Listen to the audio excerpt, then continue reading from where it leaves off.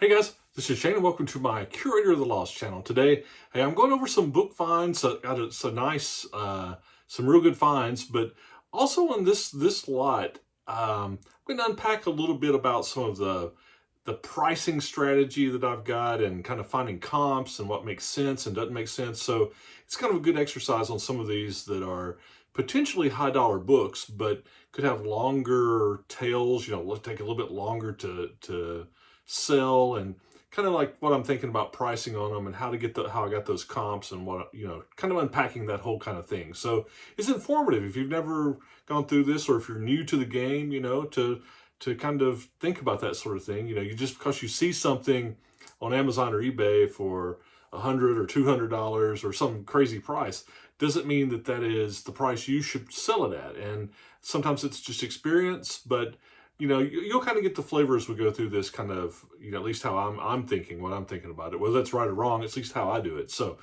before I jump in, I want to say thanks. Thanks for channel support. We're getting close to 5,000 subscribers. So if you're new to the channel, keep subscribing. You guys keep watching. I'll keep doing this. We'll see what happens. So let's jump in. The first book, it's kind of a good, just what I said, okay, on how should I price this, okay? It's a really cool book. Look at this. Inshore Craft of Norway, okay?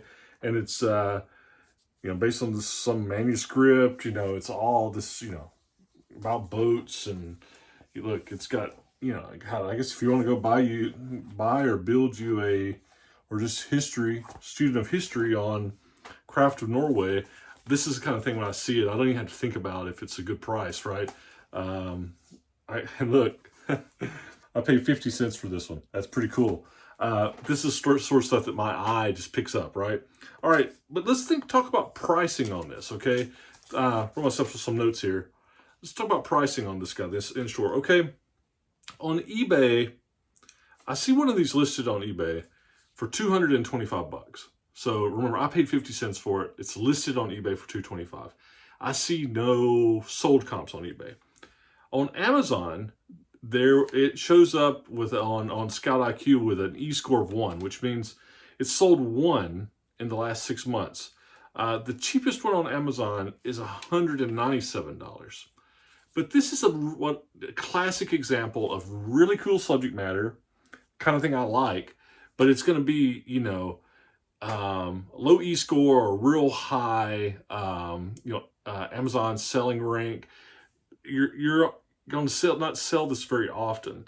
So this is a classic example of something I want to sell on eBay. If I were going to sell this on Amazon, I'd want to do merchant fulfilled on this. But everything I'm sending into Amazon right now, still for me, is fulfilled by Amazon. And with the stock limits, and if you haven't sold it in whatever it is now, 180 days, they start charging you. Even though I would sell this merchant fulfilled if I were going to do it on Amazon or cross-list it.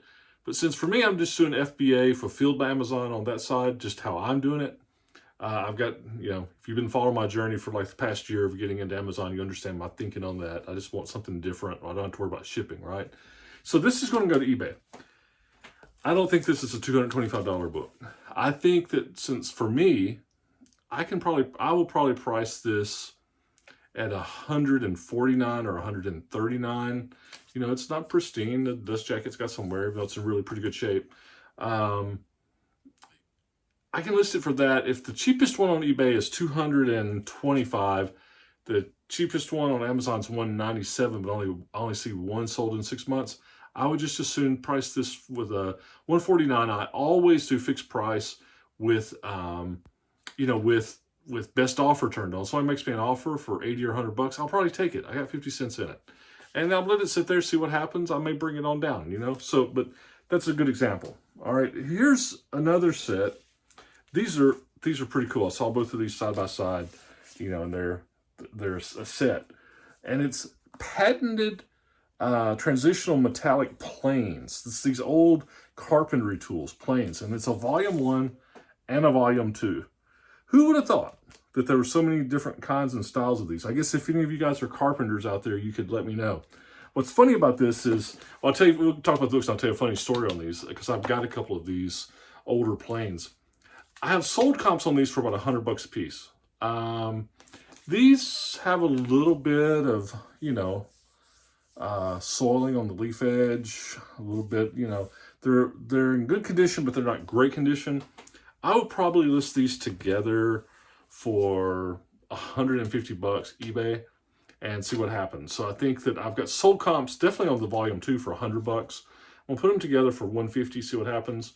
Again, it's one of those things that I do have sold comps on volume 2, the blue one, but not on volume 1, but really good. But here's the kind of funny thing. Over COVID, my wife and I, we were redoing this old house just as a COVID project.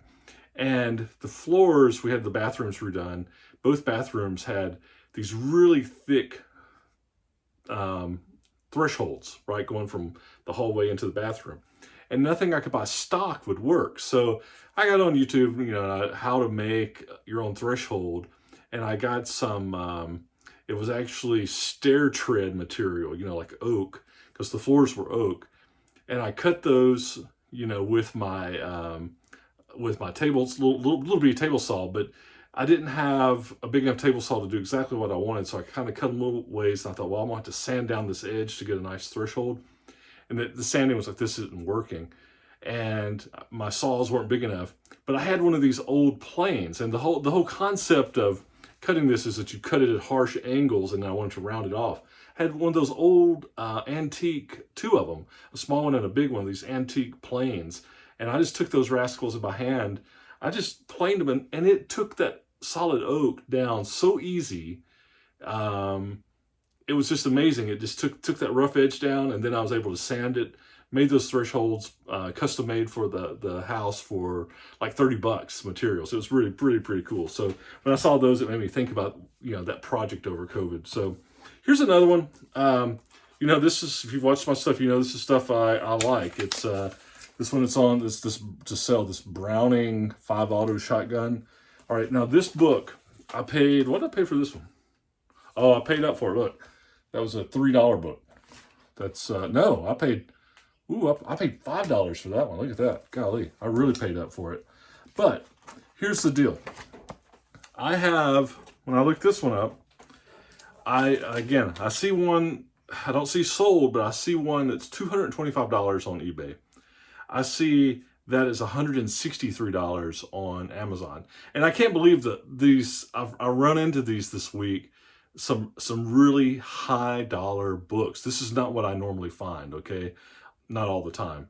I did see a newer edition of this sell for between $80, and then I saw it had another one sold for $128. This isn't going to be a $200 book. I may list it for $100 with the best offer, but again, it's such a long, high rank item. I'm not going to send it into Amazon FBA. I'm going to put it on eBay. It'll be good. I'll probably list it for $100, see what happens. Again, if I pay $5 for it, I feel like that's a good price. Of course, I want to get as much as I can out of something, but it's this balance of don't be too greedy. I can always start a little higher with best offer and then bring it down, but this is just what I'm thinking, okay? All right, so here's one. Pictorial History of the University of Virginia. I paid 50 cents. This place puts stickers on them. And there's a newer version of this, but this is the 1968 version. I have sold comps on this for like 15, so it's going to go on eBay. That's good. All right, this was funny. I was walking out, and this place had a little stand, and I saw the Foxfire books. If you've never seen these, they're real popular back in the 80s, 70s, 80s, something like that. But there's like 10 or 12 of them in the series. They wanted a quarter for this on their little stand. So I was walking out and it just caught my eye. I had not seen that stand at all outside their door when I went in. And this is a solid $20. It's, the earlier hardback versions can bring more, but even this, it's in pretty clean condition. There's a little thing. Got it for a quarter. That's what that pink tag means. $20. That's good. All right. All right. Now here's another interesting one. And I love this kind of stuff, kind of the genealogy, history stuff. But look at this. The Old Free State. It's the history of Lunenburg County in Virginia, okay? In Southside Virginia. I'm not sure what that really means, but I paid $3 for this one, okay? Paid $3. I see some older versions of this, 2-volume versions listed for $225. I see some, this one was a 1974 edition. I have another list comp of this for like $125. I paid $3 for it. I'm probably going to list this for $100 and just let it sit there, sit on my shelf, see what happens. I'm cool with, you know, with my inventory situation. I'm cool with letting it sit for a little bit and see if I can get that kind of price, but that's how I'm thinking about it. All right, here was a set. I actually picked these up at an estate sale. I just stopped in for a few minutes. It was Matrix Theory. They didn't have any technical books, but I did get a few. A few books to the sale. Funny story on this one. I was trying to look it up, and I was trying to look up Matrix Theory Gant. I thought this was like, this one guy's name was Gant, and one guy's name was Mocker. So I was looking at Matrix Theory Gant, and I was getting 0. All right. This is just, they hyphenated his name because it's too large for the spine. Look. His name is actually Mocker. So once I realized that, it was one of those dumb things, right? Had volume 1 and volume 2. I see volume 1 or 2 by itself listing for about $20. Don't really see sold comps on these, but this was the last day of that sale. I think I got these for 50 cents each, and it was like, I'll just put them for $1. I'll put them out there. I may list them together for $30. Again, that's kind of, I'm seeing both volumes listed for like $20, $25 each. I see some of the 2 volumes together listed for $70. I don't think they'll bring $70, but I do think that I can list these together for $25 or $30 and have a pretty good shot. Here's another one. Actually, what's funny, this is a Balanis's Antenna Theory. I actually had used this book in college, like forever ago. It's really actually a really good book.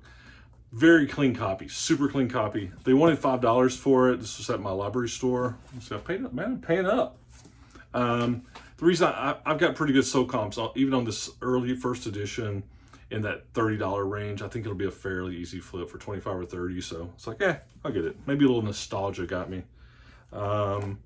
Here's one, Herbal Antibiotics. This will actually go to Amazon. It's got a pretty good rating. It'll sell for $15 or $16. I paid 50 cents for it. It'll be a $5 or $6 profit. Easy sell. Here's another kind of, you know, that herbal type thing, you know, with ginseng and golden seal. This actually sells for about $25. This will be like a $10 or $12 profit book. I got it for $1. What's funny is, as a kid in Tennessee, I used to dig ginseng. In the fall, we'd wait till the berries got red so we could replant the seeds, so it would keep propagating it, and we'd go walk miles and miles.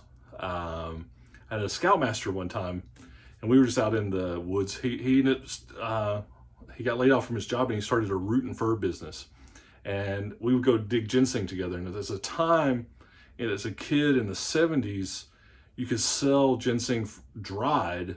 It was bringing about $120, $130 a pound. I have no idea what it is now, but as a kid, took a lot of ginseng. You had to walk a lot of miles in the woods, but we would just light out and just walk. And I remember one time we got up into this creek bed, and these hollows going up from the creek bed, and the hillsides were just covered in ginseng. We dug. We had our little pickaxe, little handy, you know, pick that you just, in one swipe, you could pop the root out, put it in your pouch on your side, and plant the seeds, cover them up, and keep going. And we dug until dark. We got caught by dark, and then we had to dead reckon out of the woods. But yeah, so it's kind of fun to see this, because I used to, as a kid, just roam the woods, dig ginseng, dry it, and then sell it. But this guy became a root and fur guy, and he would buy it from locals and then take it up, you know, to Nashville or wherever, some region, and sell it, you know, as kind of like the wholesaler or something. So anyway, this $25 book, kind of cool. Here's one I was, it was just free. It was sitting there, it said free, a 1954 yearbook from the Boone legend. This is actually Orlando. It says Boone High School, Orlando. It was free. Got it. It'll probably maybe $20 or so. And here's the last one. I got This one's going to go into Amazon. It's it actually has an E-score of like 149, so this thing's selling almost every day. And this will be a $10 or $12 profit book, and I paid a dollar for it. Make it stick. The Science of Successful Learning. This kind of stuff always amazes me, that this is a solid $24, $25 book. Not something I would normally pick, but I just saw it and I was like, let me look it up. Got a good comp. And sometimes, it's, this will sell quick. It'll be easy, quick, $10, $12. So that's it. That's what I found this week. And, a little different, not just the finds, but let's, kind of dug into my mindset on how I try to price things or come up, with, when you have comps, what I think is reasonable. So, hopefully you found that useful, not too indulgent. And yeah, see cool, buy cool. You guys list it so you can sell it. Talk to you soon. Bye.